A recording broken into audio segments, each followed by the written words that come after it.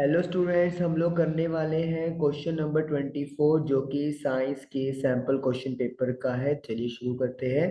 हमारे पास 3 मीडिया दिए हुए हैं और उनके रिफ्रैक्टिव इंडेक्सेस यहाँ पे गिवन है ए, बी एंड सी। तो हमसे पूछा गया है कि एक रे ट्रैवल कर रही है ए से बी और दूसरी रे ट्रैवल कर रही है बी टू सी।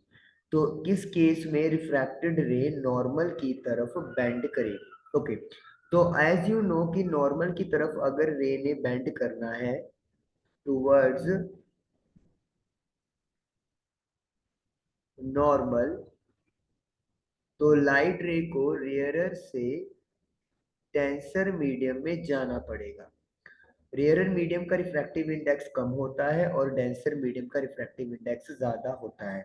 तो अब ए से अगर बी की बात करें तो एन ए का जो रिफ्रैक्टिव इंडेक्स है वो बी से कम है। इसका मतलब क्या है, जो लाइट रे है वो रेयरर से डेंसर की तरफ जा रही है और इसलिए ये नॉर्मल की तरफ मूव करेगी टूवर्ड्स नॉर्मल। लेकिन अगर हम लोग बी से सी की बात करेंगे तो बी का रिफ्रैक्टिव इंडेक्स सी से ज्यादा है। तो इसका मतलब है लाइट जो रे है वो कहाँ से कहाँ ट्रेवल कर रही है, वो डेंसर से रेयर की तरफ ट्रेवल कर रही है, तो अवे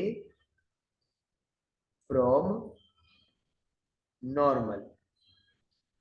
तो हमसे तो पूछा हुआ है कि टुवर्ड्स द नॉर्मल, तो इसका जो आंसर है वो आएगा ये फर्स्ट वन।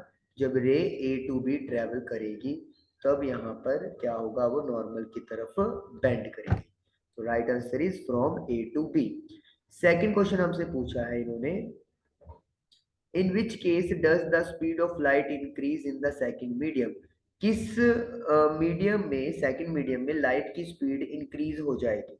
अब हमें पता है कि अगर रे ऑफ लाइट डेंसर से रेयर की तरफ जाएगी तब जो स्पीड है वो इंक्रीज होती है। रेयरर मीडियम में स्पीड ज्यादा होती है।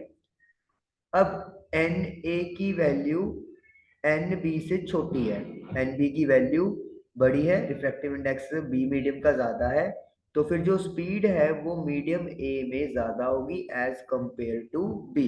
लेकिन हमें तो स्पीड इंक्रीज करवानी है, लेकिन अगर ए टू बी जाएगा तो स्पीड कम हो जाएगी, तो यानी कि ए टू बी वाला तो आंसर यहाँ पर गलत है। अब चलेंगे बी टू सी की तरफ। रिफ्रैक्टिव इंडेक्स बी का सी से ज्यादा है, क्लियर है, बी का रिफ्रैक्टिव इंडेक्स 1.8 है।